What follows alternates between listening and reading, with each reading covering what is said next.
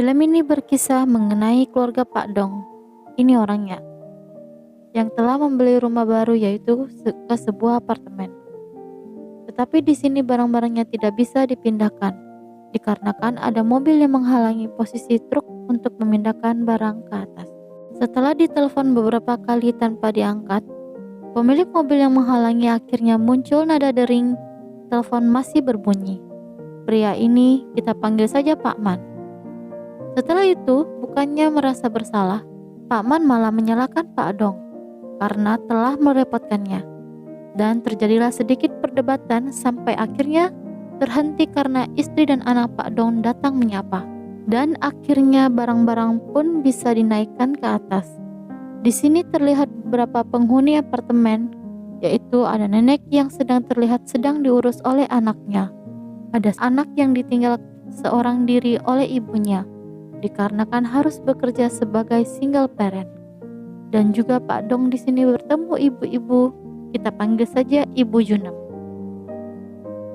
Keesokan harinya, anak Pak Dong mendapati keanehan kalau kelereng yang dimainkan selalu menggelinding jika ditaruh, baik di atas meja maupun di lantai. Ini membuktikan jika bangunan rumah tersebut sudah miring. Setelah sarapan, Pak Dong yang berniat berolahraga memutuskan untuk pergi ke gym. Namun, di sini Pak Dong kaget bertemu dengan Pak Man lagi, yang ternyata adalah trainer di gym tersebut. Pak Dong pun memutuskan batal dan pergi ke kantor saja. Di kantornya Pak Dong adalah seorang manajer yang mempunyai beberapa anak buah. Salah satunya di sini ada seorang pria, kita sebut saja Kwang So, yang memberikan ucapan selamat atas Pak Dong yang baru pindah dan membeli rumah baru. Tetapi setelah itu Kwang So secara tidak sengaja malah menjelekkan kalau lokasi rumahnya Pak Dong itu dekat dengan tempat industri dan berisik karena dekat dengan stasiun kereta bawah tanah. Pak Dong menanggapi hal itu dengan santai dan mengundang semua bawahannya itu untuk mampir dan merayakan acara kepindahannya tersebut. Keesokan harinya, keluarga Pak Dong pergi ke tempat studio foto untuk mengabadikan foto keluarga untuk dipajang di rumah barunya. Dan secara tidak sengaja kembali bertemu Pak Man yang ternyata adalah pemilik dari studio foto itu.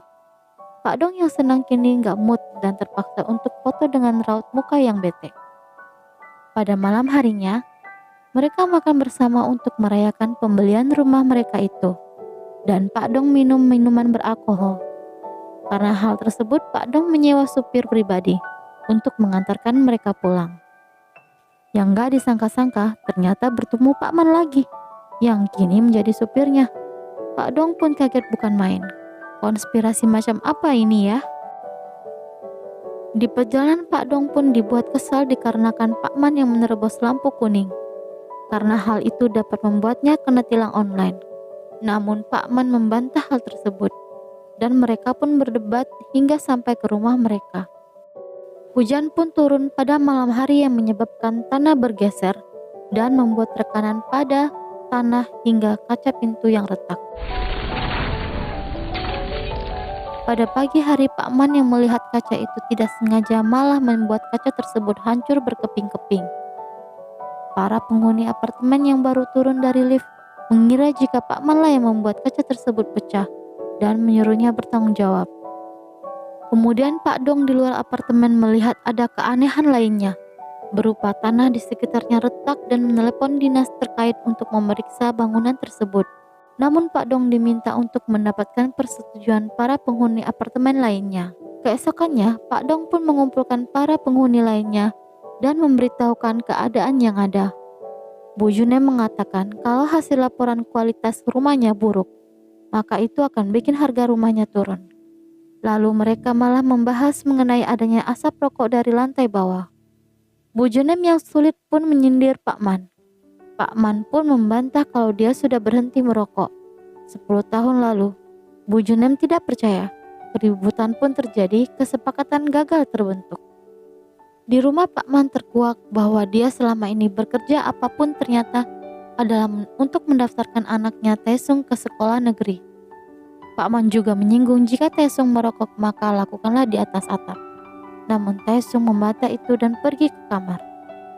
Di kemudian hari, Pak Dong bersama rekan kerjanya datang ke apartemen yang kemudian bertemu Pak Man yang sedang memperbaiki pintu dengan menggunakan plastik. Pak Man kemudian melaporkan mengenai keretakan yang ditemukan di apartemen ini. Wangsa yang mendengar hal itu pun terkejut dengan kondisi yang memprihatinkan ini. Pak Dong yang malu karena rumah barunya malah jelek dan rusak menyuruh rekannya masuk. Dia pun terus menekan tombol tapi tidak terbuka. Paman yang melihat hal itu menyuruh mereka kenapa nggak masuk saja, kan pintunya bolong. Malam pun tiba. Mereka ngobrol dan minum-minum tetapi hanya Jang saja yang tidak minum dikarenakan harus mengemudi.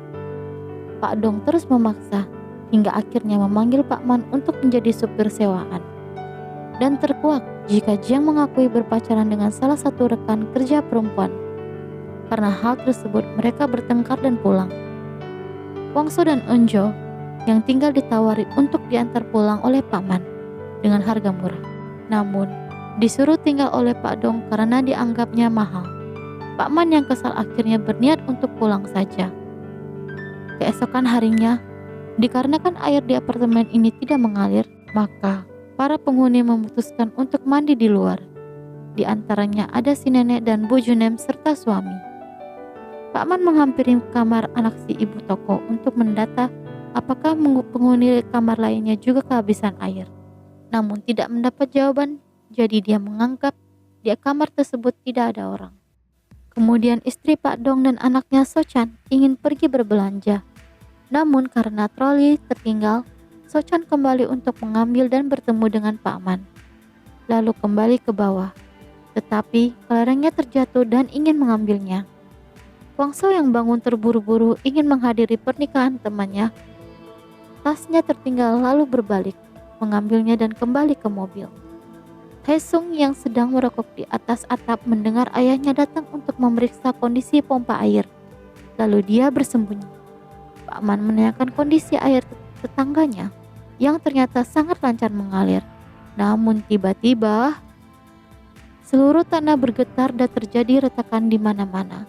Terjadi bencana di mana satu apartemen tersebut amblas jatuh masuk ke dalam tanah, beserta penghuni yang masih ada di dalam, termasuk mobil yang dinaiki oleh Kwangso. Pak Man yang berada di atas tertimpa tanah, dan Kwangso berserta mobilnya yang tersangkut kini masuk ke ruang Pak Dong yang melihat Kwangso ada di dalam berusaha membantu. Namun apapun usaha yang dilakukan selalu gagal. Akhirnya secara tidak sengaja, Kwangso menekan tombol kaca yang tidak terpikirkan oleh mereka berdua sejak sedari tadi. Akhirnya Kwangso keluar dari jendela mobil, tapi setelah mendengar suara perempuan, Pak Dong pergi meninggalkannya dan mencari sumber suara itu yang ternyata adalah Yunjo. Pak Man yang berhasil keluar dari tanah kemudian terjatuh tepat di hadapan Pak Dong yang sedang mencari anaknya Sochan. Tapi Pak Man mengatakan kalau dia melihat keluar gedung menggunakan lift. Pak Man juga mencari anaknya Sun Tae yang dikiranya pergi ke warnet karena sepatunya tidak ada. Kemudian tim penyelamat yang di atas mencoba menyelamatkan dengan turun menggunakan tali. Namun terjadi longsor sehingga mereka batal dan kembali naik ke atas. Pak Man dan kawan-kawan kemudian ke atas untuk mencari sinyal, tetapi malah mendengar suara Sun Tae yang terjebak di suatu ruangan lalu membebaskannya. Sun Tae menyarankan tips bertahan hidup yang dipelajari melalui YouTube. Lalu mereka pun mengumpulkan bahan makanan dan makan bersama. Tim penyelamat kini kemudian mencoba mengirimkan drone untuk mengetahui kondisi di bawah namun tidak berfungsi karena kehilangan sinyal. Sun Tae yang sedang berada di atas atap melihat hal itu dan mengabarkan hal itu. Mereka pun berbicara kepada drone itu. Namun tiba-tiba bangunan kembali bergeser yang membuat posisinya menjadi miring. Karena hal itu, Kwangso hampir terjatuh ke bawah. Yunjo kemudian berinisiatif untuk menyelamatkan Kwangso dengan aksi kabel dan menariknya dibantu oleh yang lainnya. Dan terjadilah pandang-pandangan romantis antara Kwangso dan Yunjo. Tetapi tali pun terputus, menyebabkan Pak Man kehilangan keseimbangan dan terjatuh ke dalam lumpur. Sun Tae histeris melihat ayahnya jatuh, berusaha loncat untuk menyelamatkannya namun dihalangi oleh Pak Dong. Yunja kemudian melemparkan kabel yang kemudian ditarik bersama-sama. Namun entah apa yang dipikirkan Sun Tae. Dia tetap meloncat ke ayahnya dan mereka berdua pun tenggelam. Pak Dong kemudian berinisiatif turun ke bawah untuk memecahkan kaca yang membuat Pak Man dan anaknya selamat. Di sisi lain, drone kembali menyala dan otomatis kembali ke atas.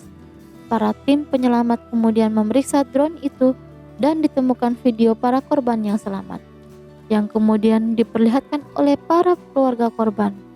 Dan mengetahui bahwa anak-anak mereka tidak terlihat di video tersebut. Keesokan harinya, tim penyelamat mengirimkan bantuan dengan metode parasut. Pak Man yang sedang mengobrol dengan anaknya melihat bantuan itu datang. Mereka berkumpul dan membuka bantuan tersebut yang diantaranya ada senter kepala, makanan, oksigen, dan yang sebuah telepon satelit. Kwangso yang menggunakan telepon itu malah menelepon ibunya dan itu juga salah sambung. Pak Dong mencoba mengambilnya, namun Kwangso mencoba menelpon kembali, tetapi malah menelpon rekan kerjanya dan mengabarkan mereka baik-baik saja. Akhirnya mereka mendapat telepon dari tim penyelamat. Istri Pak Dong memaksa masuk dan memberitahu kalau anaknya posisi terakhirnya masih ada di dalam gedung.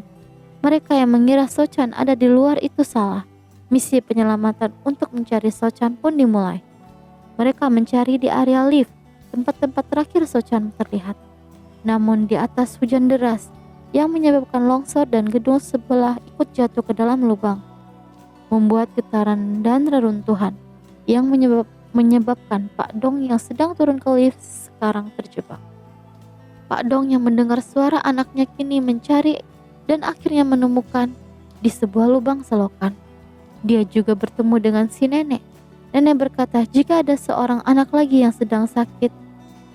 Pak Dong pergi melihatnya dan sangat disayangkan anak tersebut tidak dapat bertahan alias meninggal. Pak Dong sangat menyesali kejadian ini. Kemudian mereka semua harus segera naik karena air semakin tinggi. Namun karena kondisi nenek dan medan yang telah harus dilalui sangat sulit, Pak Dong pergi ke atas hanya dengan anaknya. Setelah bersusah payah, Pak Dong dan anaknya berhasil naik dan bertemu yang lainnya. Selanjutnya, air sudah semakin tinggi hingga atap. Mereka mencari apapun yang dapat mengambang dan akhirnya Pak Man menemukan sebuah toren air besar. Mereka kemudian masuk satu persatu hingga akhirnya Pak Man terakhirannya. Tetapi dia malah menutup itu dan tinggal di luar. Tidak lama apartemen di atas mereka jatuh karena di dalam toren mereka aman. Dan kemudian mengapung ke atas lagi, namun terhenti karena tersangkut kabel. Mereka semua akhirnya loncat bersama hingga toren dapat terbebas dan kembali meluncur ke atas. Namun sial, toren mereka kini tertancap besi. Mereka semua mendorongnya sekuat tenaga, tapi belum dapat terbebas. Dan secara tidak terduga, ada yang mendorong toren mereka dari luar. Dan orang itu adalah Pak Man yang berhasil selamat menggunakan tabung oksigen yang didapat dari bantuan sebelumnya. Setelah didorong oleh Pak Man, akhirnya mereka berhasil lolos. Namun terdapat kebocoran di toren. Kwangso dengan sekuat tenaga meninju lubang tersebut untuk menutupnya dengan tangannya. Pak Man yang berada di luar ingin menggapai tangan Kwangso, namun gagal dan tenggelam. Tapi secara tidak sengaja kakinya tersangkut kabel dan ikut menuju ke atas. Mereka akhirnya sampai ke permukaan. Pak Man kemudian membuka toren itu. Tim yang penyelamat melihat hal itu kemudian mengangkat mereka. Akhirnya setelah perjuangan itu, mereka semua yang selamat akhirnya bertemu keluarga mereka masing-masing dan bersuka cita. Setelah beberapa hari berlalu, Pak Dong berserta keluarga dengan Pak Man juga. Kini mereka berkumpul untuk merayakan atas pembelian rumah mobil Kwangso dan Yunja yang sebelumnya mengatakan mereka juga ingin rumah sendiri. Film pun berakhir dengan mereka menonton kembang api bersama-sama. Oke, terima kasih buat kalian yang udah nonton sampai tamat. Jangan lupa subscribe untuk update video selanjutnya ya. Bye-bye.